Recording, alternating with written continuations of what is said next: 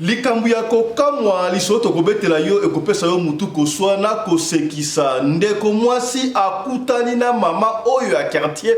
Mama oyo akufa ça fait 2 ans déjà, mais likambu ya grave webi batu mususu balobaka soki nga na kufi bokunda ngai na cimetière te bokunda ngai na lopango, kasi mama oyo akufaka bakunda ye na lopango ya grand frère na ye ope akufa bayeba lopango mususu na Congo to na Afrique baklotira te kaka ndengo wana ndeko mwasi akutani na mama oyo akufa avant likolo ya tombo na ye. Chose grave, mama yango azali koloba boleka na bino somo eloko ne lekaki wana yango lisoto kobetela yo lelo. Yana lobakango, chaque fois ba africain baza ba génie, on continuera à vous montrer ba exploit oyo ba africain ba ali ko sala tala ndeko oyo asali réchaud ezo pela ndenge ali ko pela bo mona ali ko pela nini ali ko sala na huile de moteur utilisé ya so sali huile de moteur olongo sala révision moteur de ba misa huile wala ko boaka yango te tala comment est-ce que un africain à partir ya huile wala tie pompi et d'autres tanga ezo alimenté pona côté yo moto pe na réchaud o ils exploité ba africain. Force à vous trobaki yango, un jour l'Afrique va redevenir Afrique ya solo oyo mvuluzi kimbango aloba au sentir to kozongi na encore émission ya lelo yaya balobaka yango makami ba na mokili siko lingo umela ko zana proma mbongo na batu te puis kozwa ka mwasi ya mutu te po mabe ko takala makami balona batu ebele bakufa likolo ya kozwa mwasi ya batu tala awa ndeko oya leli avocat maître lawyer azui mwasi ya bato a pasteur pour avocat na ba relation pasteur na le côté ali ebandeli pasteur oya leli makami lekelaki avocat oyo yaya ekopesa pasi ndeko mwasi oyo na kobeta lisolo mais aleli mo mukeka rombal olingo mena mokilio. Est-ce que moi chose na wana mwasi nao ala mwasi papa binote azala likonga papa binote ala mwasi ya na binote azala mwasi leki note azala mwasi cousin na yote azala ka mwasi ami na yote ya yo boboto la batu basi oza bogar ya soki olingo wumela na se na moi oyo eza na ba principe nango moka ba principe kolinga mwasi ya mutu te.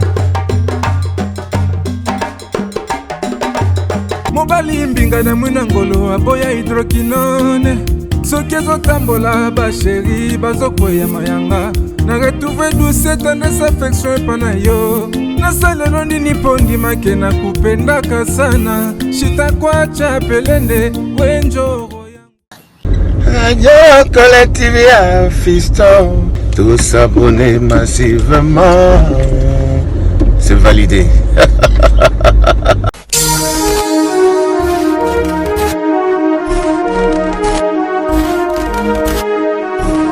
Yellow Kinshasa.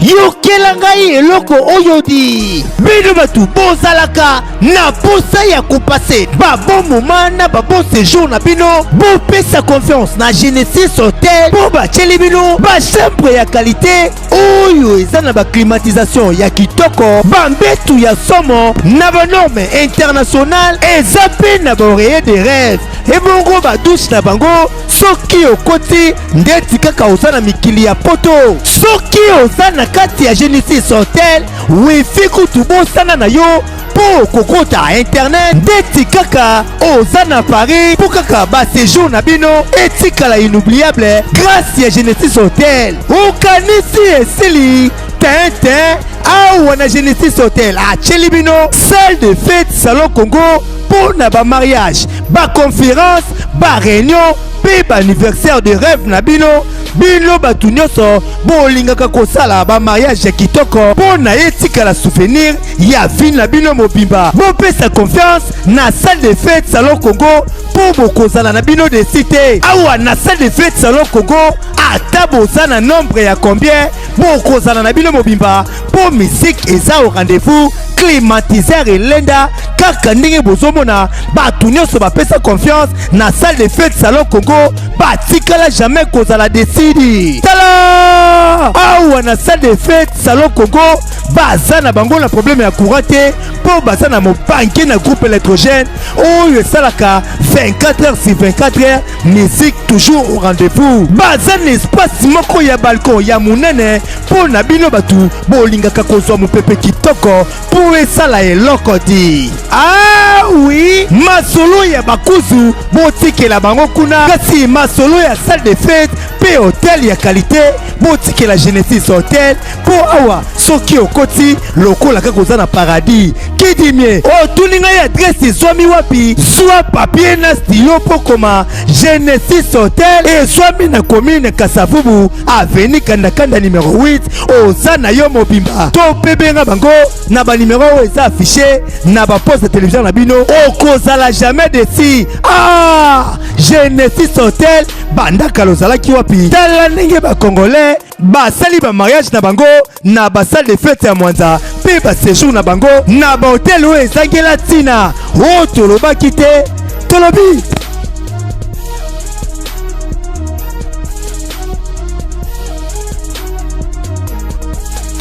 Mbote na bino bande ko balandi ya radio loco télévision bisika nyos to bozwami merci na confiance et peu fidélité bo pesa kana programme oyo radio lokole masolo et pas yapto kutala ka pona ko beta masolo ya makambo zali koleka bongo na communauté na biso africaine en général mingi ya biso batu ya mangala kombo na ngai Fiston Pelende tata ya Cedek ya soko na senga kayolo kaliboso yo tie j'aime un peu ko tia j'aime au partager peut-être masolo autobeta ah solo ya lelo intéressant na ngoyote mais eko intéressant de moko songolo et sika moko pakala aux États-Unis d'Amérique aux na Canada aux na France na Belgique partout et sika na biso ya tala émission na yo yangoyo yaya batala ka émission oyo mutu moko télécambouté ata aux na musala tia bekouter mama monga benga lelo bo na États-Unis d'Amérique papa Fiston ngala ndaka mingi sana musala na tia bekouter na zoko yoka en tout cas merci na musala zali kosala mama merci cela nous va droit au cœur casse la 5 à la minute yaya to tia ka j'aime to partage yaya on a besoin de 15 000 abonnés, to s'abonner, to partager pour la bande comme soupe, bayo kaka, makambo, ba histoire, oyo po esunga. Ezali ko la musa batu esprit, ezali émission éveil à conscience. Voilà, est-ce que vous commis hein? C'est que bien. Boye bien moi déjà griffe ya moi na mboka Michael Josh ozali sponsor officiel ya émission OT mais ali ya chaîne Oyo. Merci à toi Michael Josh. So compte na site ya Michael Josh, site ya Michael Josh mutu nyonso ayebi yango sika boye. Bato bali ko visiter site wana. So ko na lien te benga to kotindela o lien to olingi po sola Michael Josh benga to ko le Michael Josh tout na yembi tout na nyonso tout concernant ba super wax hollandais. Asala ka ngeni pesa na ezala moins cher ndengo wana 95 €. 5 €. À ça la kanengeni ni griffe ya mwana mboka ba montre ba perpète nion surtout ezali na se pera ba montre Michael George pour ezali water resistance atoko dona mai nengeni ni aya ko bebate bilamba ba robe mariage ba fête yango ezali ba robe ya soirée ba veste ya solo visiter c'est Michael George pour comprendre to bosa ni pété partenaire na biso Genesis Hotel yaya qui ne Kisasa to peut fête na Kisasa kobo na te bon au la réservation na Genesis Hotel to peut hôtel na yo lingiola au la fête ya kitoko ya collation anniversaire conférence qui ne bongo na salon Congo ya Genesis Hotel na avenue Kandakanda numéro 8 na quartier Lodja na commune ya Kasavubu yaya anti-poison ezali to benga joie anti-poison pour na obeyaya sur 75% bato bakenda Kisasa to bakenda Afrique 60% ba empoisonner bango bayeba kité misu ba kufa misu ba bika ya prévention non pas ça bonoma yele soki o police to na anti-poison koloba ngote onga déjà na lia ngana anti-poison te va na onie soka ba nikio tango ife ko banda yo ko comprendre que ba beta ki yo bo comprendre isika no tali boko isika no tali boko te isika no tali kolo isika no tali côté na la pour yo na la contre yo est-ce que komi voilà tu na onde ngwana pili ya mama mado pona batu nyo surtout obela mutema ba palpitation au sala AVC mbebekena mpanza do malformation benga mama mado yoam pili okozonga normal tanga aussi ya mama mado yaya osala kana salon de coiffure osali jouer osala maraba track nyoso tout tanga aussi ya mama mado yoam et kozongisa yo ndoto kolongono et ko soigner ba rein et ko beng et kozongisa yo à 17 ans vous comprenez na bo pikili ki ba ko ba ndoto et kozonga normal autre lo ba kité tolobi voilà ya to ko ba information auto moni yango na sekibino. On ne cessera jamais de vous montrer l'exploit africain ali kosala yaya. D'ailleurs, on le dit, les lois invention mingi sala mawana bo kanta ba mindele ba sali occidentaux ezali ba tumwindu. Tozo banga, le président africain, réveillez-vous. Réveillez-vous, mettez-vous ensemble pour que l'Afrique puisse aller de l'avant. Une Afrique meilleure, une Afrique prospère, une Afrique unie. Tolinga na biso. Makam otelo ba so la passeport unique pour l'Afrique mobimba oui avant ça passeport unique il faut lingana est sud-africain lingara congolais lingara burundais Rwanda lingara congolais tout ça ensemble pour l'Afrique qui est de so talent de ko oyo yaya ingénieur congolais bali to de ko sabino comment est-ce que ingénieur congolais chimiste pardon ingénieur africain chimiste africain atalisa gibiso ke non soko na mbongo to na mutuka où le moteur est sili. Comme tu me matema fute ambila oyo soko tiango mutuka ekotambola botala kiango eza na chaîne na biso et si liwate yoka exploit mususu kaka un ingénieur africain papa je me réserve que ça un pays nini mais nous sommes tous africains il est noir comme toi et moi à l'aide ya une de moté tala comment est-ce que bazo transformer africain en tout cas ulongo ni na africain. Ote huile de moteur na mutuka et si litangu ya révision ba changeaka ba bougie ba changeaka ba disque consomma fute bimakawana mingi to boka kango na ba garage ba mécanicien bo boka kango li sous-traitant ndeko oyo asali réchaud ezopela moto ala koto réchaud ezopela koto asali réservoir et pas yopi réchaud est alimenté à partir ya ba futa ya moteur oyo utiliser déjà boka kawana ate yango ni boye komono wana ba futa eleka ate na robinet tango do fungula et do tanga koto moto yopela. Quel exploit les Africains vos amis mystiques merci longoleya partager image au talisa africain prochainement tokozonga soki tozi chance ya kosa intervenant de oyo a expliquer biso yango na français to na anglais pour na bande ko nyonso tout ba yoka po awa ali koloba na mundo ko bango mazo tila yango audio ezate mais explication na mozali yango wana voilà yaya yamboto yebisa yo kozonga si ya mutu zali mabe kasitala image auto moni yango epai wapi ancien prisonnier il y a CPI, ancien vice-président, il y a République démocratique du Congo, actuel ministre de la Défense nationale, moi Mboka Jean-Pierre Bemba et pas Wapi, tango azwa ki pouvoir, tango banoma qui est pas président Félix Antoine Tshisekedi, batu baganga ki ba nommé Jean-Pierre Bemba, basali boye, en tout cas rebelle ko kima ba Rwandais ba koyeba.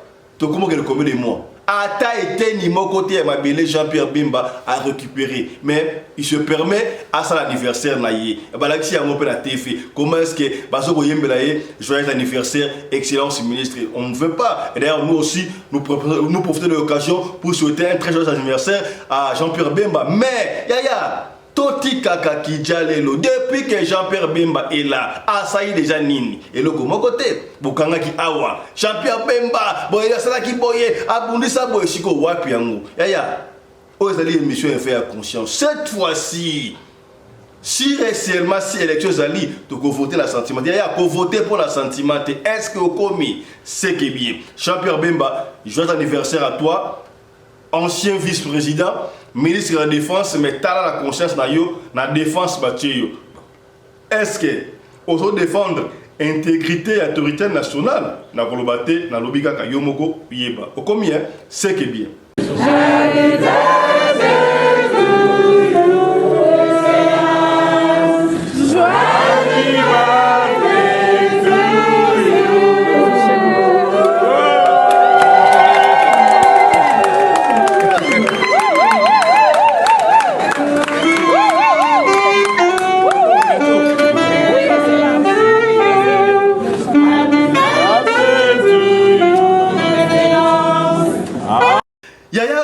Makami bale mama mukiliza kambongo na mwasi soki ozimbongo ya mutu mona kango soki mutu yako defa mbongo ako ilempa yo amikitisi defisanga ota o defisi yetanga kozonga bakoma kamingi ngando. Mon professeur de logique à l'époque dans un instant de l'eau que je salue en passant, il s'appelait encore comment?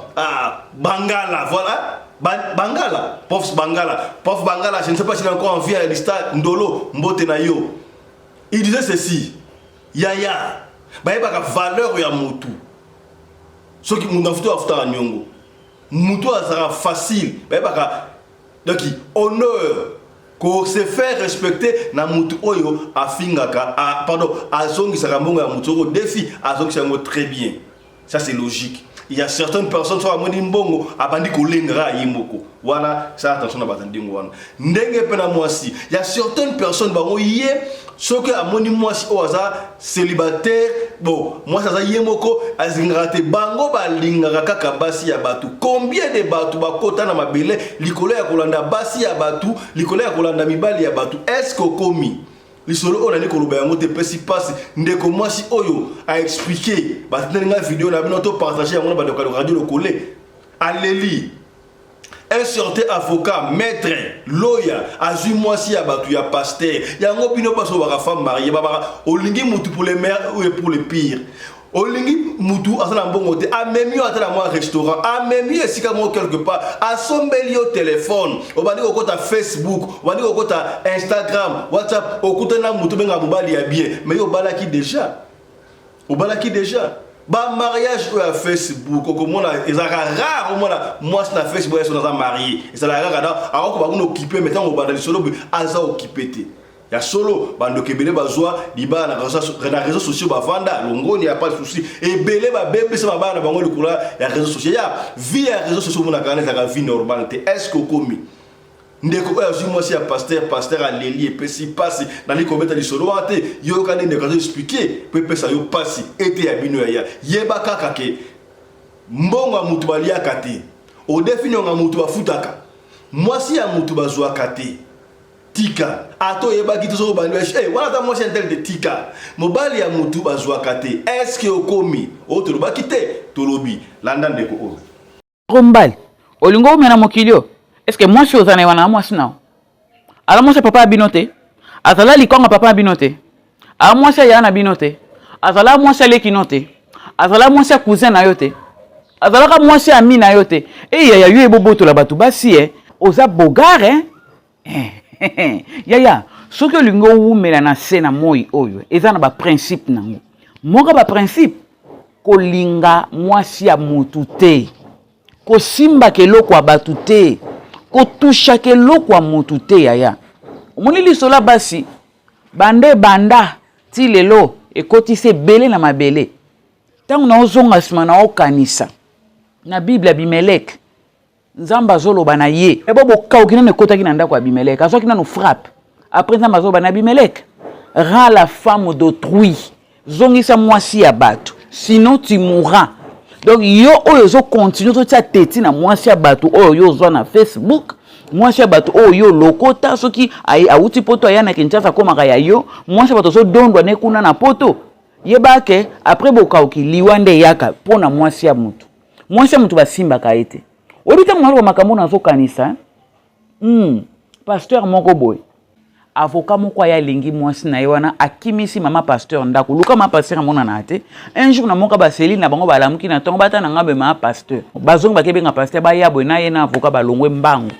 Bakimi. Luka bango bamona na raté. Pasteur trop touché, passé les kimingi.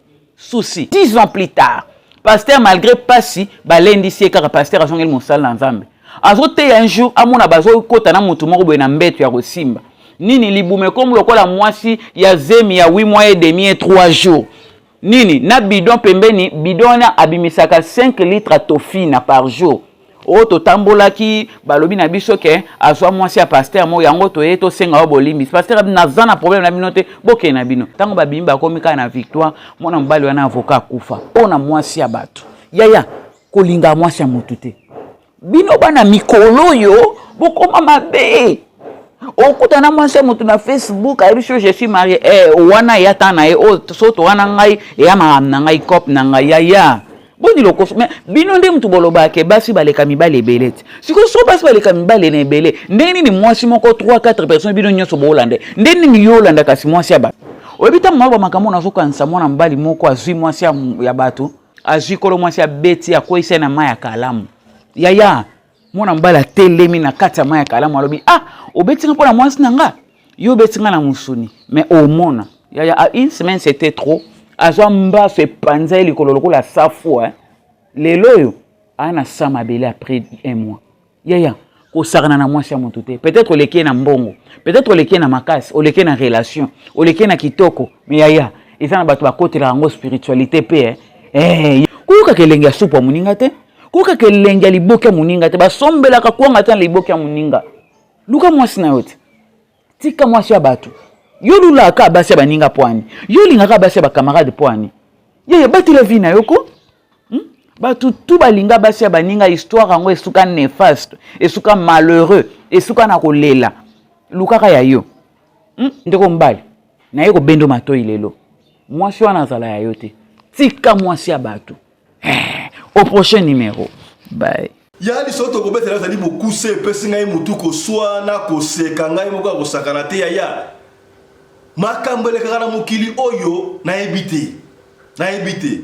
n'a pas se rappeler la tango akato monaka ngo ezaka sous en tout cas je me rappelle plus il y a certaines personnes ba papa mususu bango soki ba kufi batika maloba bokundanga na lupangu na ngai ba kunda batu mususu na lupangu na bango na sima na ba rappelle surtout la bonsomi je crois la bonsomi non quand on a la P12 il y avait il y a je crois une éducation physique à matara la poté beti à kufa msupa mi bale kufa boy bon il y a ça c'est pas connaître l'école thème ça là monument en fait et moi est-ce que il y a mémoire que non les 20 la kufa l'école consommer tout le monde est en pays d'ailleurs la Afrique du Sud awa na mona besika msupa lupa msupa kunda batu baloba yango lokolo à peine en Russie voilà Michael je savais te lenga de solo na Russie la raso ki mutako mukolo ba tu misusu ba miso la cercueil ba moko asomba de cercueil na ya ta na magasin donc so que on la Russie au côté là ndako moko be moni ba cercueil vendu na ko ba kindoki te et ta coutume na bango avant kufa parce que mutu pas cité asombi de cercueil na ti non je na kufa beaucoup na cercueil et ça ba coutume les autres obeta awa et ça imbongo na Cameroun na Yaoundé yaya to beta ka ba solo ya africain nyonso tout tu beta ya Angola, tu beta ya Congo, partout nous surtout pour la confondre mémoire. Ndeko moi ça pèse du solo, pèse na papa fiston. Il faut raconter mon histoire aux Congolais hein. J'ai dit aux Congolais, pas aux Africains, enfin en fait aux Africains parce qu'ils ont au-dessus hein. Moi je parle de Lingala papa fiston. Oui, il faut raconter mon histoire. Je sais que j'ai vécu moi-même. Ça va, je vais le faire. Mais tu sais que nous rencontrons les histoires en Lingala. Il n'y a pas de papa fiston. Même ici au Cameroun, on te suit. On parle de Lingala. Les Lingala, maintenant c'est une langue internationale. En bon, c'est bien. Et ça y est, pour confirmer pour la Oyo, on a l'Obaka. Ils ont la caille solo. Papa fiston, cela doit faire maintenant 2 ans. Ils sont 2 ans, je crois. Il en était de 2 ans. Dans les quartiers qu'on habitait quelque part à Yaoundé, vous savez, na Yaoundé, et ça, na pas mingi, ba clôtura na bango, te, monsieur ba clôtura mais ba fleur quand na Congo na c'est. Alors, la maman qui avait une maman qui est décédée. Maman a fois qui a lupango za qui a yeti. lupango wana ezalaki ya grand frère na ye, grand frère na akufa bakunda na cimetière. Il y avait une dispute moko boye. Tant grand frère na akufa, tant akufa qui est consort. Article qui responsabilité de lupango parce que comment on lingwa boto lupango po grand frère na il part se mara lupango azaka jeune garçon azaka 17 19 boye. Donc papa lege consort ba yo mona mkoso lupango ngene kaka neza ba africains ils sont tous ndenge moko. Balenga baboto la article responsabilité na et pas aller qui naie alande la kala ole qui naie pas ça kola qui déjà une maman ba cinquantaine. Ndenge ça la quartier maman intel mais maman ngo alors faire lupango ante mais banaye ko foutre la quelque part. Tango akufi ya lobaki bo kundanga la lupango ya grand frère na ngai ndenge grand frère na ngai tikenga santina lupango oyo na kokende mwate bo tangai awa bo kundangai na lupango ya grand frère ba kunde liboso ya lupango eza na ngopé tabute pa na boka mususu mingi na ba kundanga na sima ya lupango mais ye ba kunde liboso ya lupango siko ba fait quelque part kuna quoi oye ba lupango za la kaisa la veni ozo leka ozo bato ayebi na ngwa mama intel bakunda na lupanga ndeko na ye wana bana ndeko na ye pasa la kana ngwana ndeko na bota so 304 basa la ngwana bayebi ke na bakunda batata masa ezala ngo normal okobanga na yo te soki bare ozo leki wana o mon o tombo nini basa bana tombo bi tombo yebi te kasi mama ki ngani akufa ki bakunda ki wana bato bayebi mama ya ngo na quartier bayebi ye ba mesana wana consort tombo za la kala et comme une référence ya oyebi lupango ya ba non so comme le lupango ba mesentel c'est que ba kunda mama intel wana OK ça va y a pas de souci.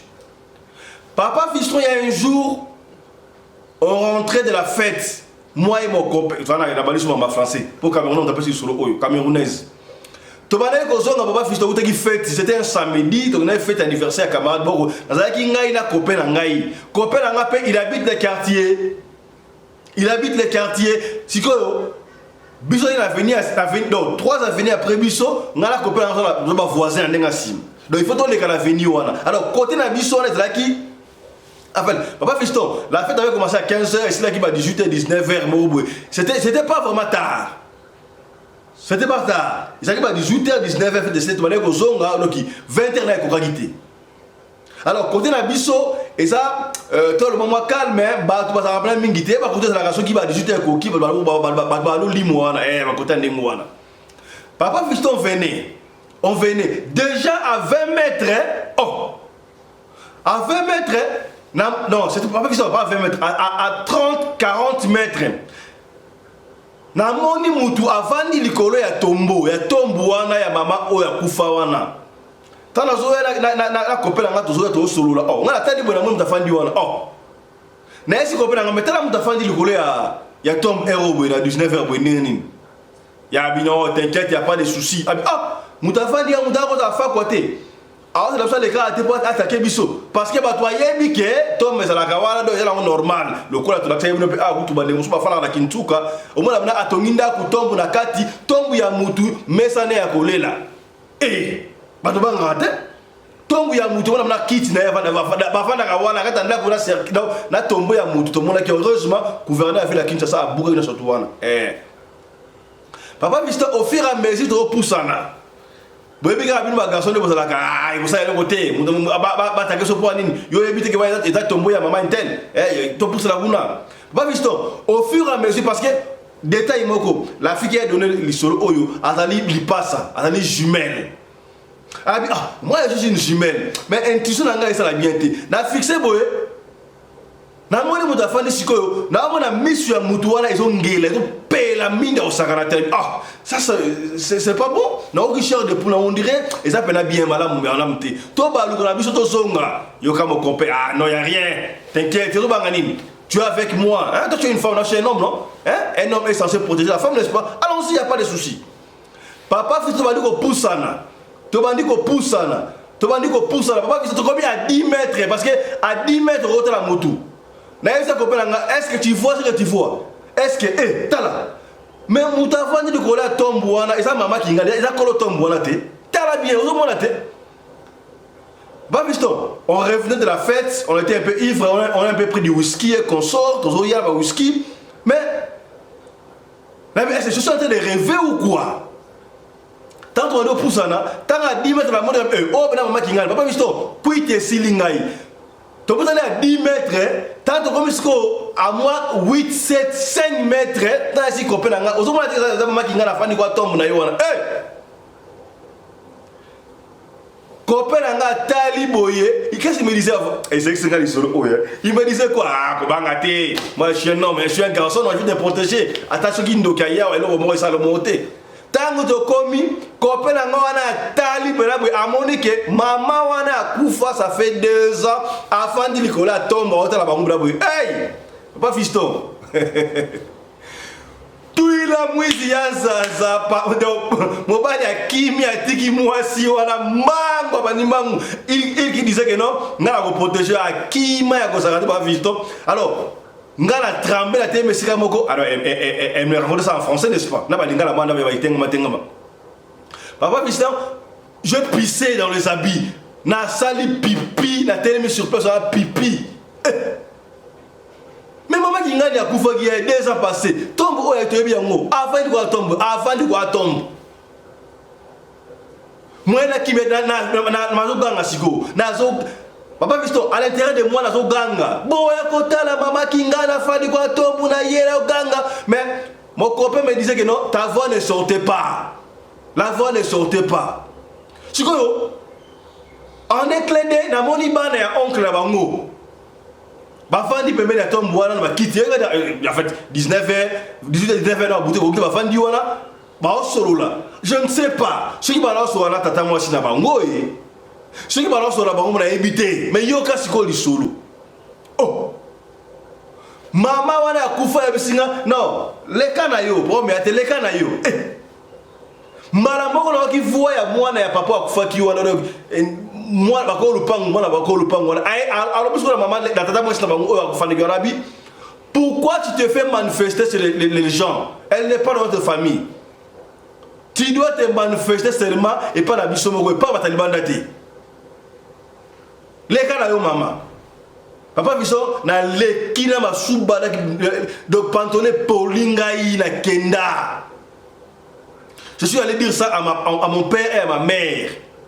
Les matins, dans les cas, pourquoi tu t'es manifesté sur les non-membres de la famille, ma famille. Tu bonjour, comment tu vas? Na tout na makamwa. Ba misto, ti le tombo wale sala kawana na ebité mama wana bimisaki pona ngala mona ye na ndenge nini? C'était quoi? Nzambe nemsaki na mona mama wana, to on ne sait pas. Na beta li solo nani akondima. Yango to ndaka yo ba fisto, obeta masolo ba beta li solo oyo. Alors je ne sais pas. Soki ba kundi mutu. Est-ce que maman ba kunda ki wana?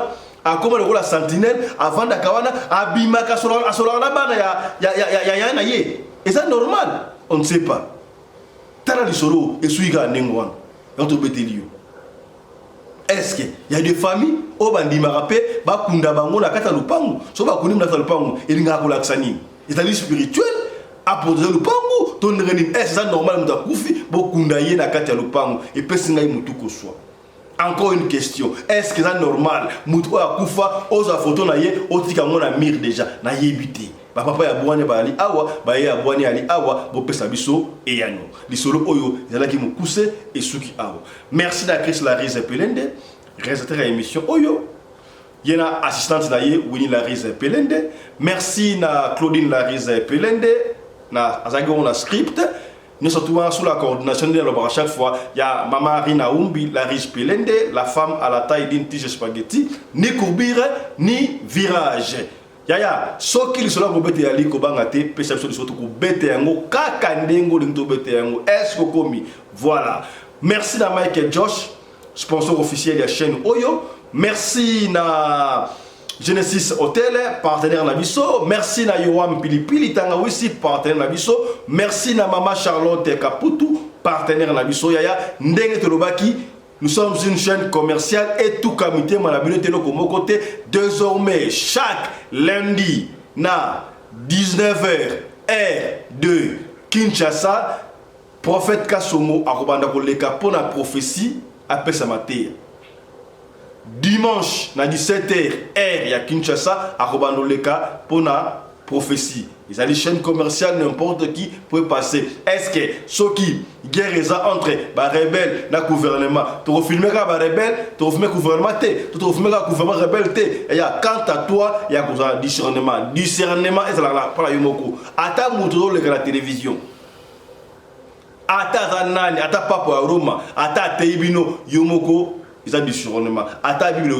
J'ai mis devant toi les biens et le mal. Mais je te conseille de choisir les biens. Est-ce qu'on commis? C'est-à-dire émission est faite, il y a conscience. Alors, et tout comme thème, on a bien noté, apôtre Akoleka Awaka Songo, pour appeler ça Matéa Oyo Aye. Portez-vous bien, santé de faire à tous. Chap chap et tchara.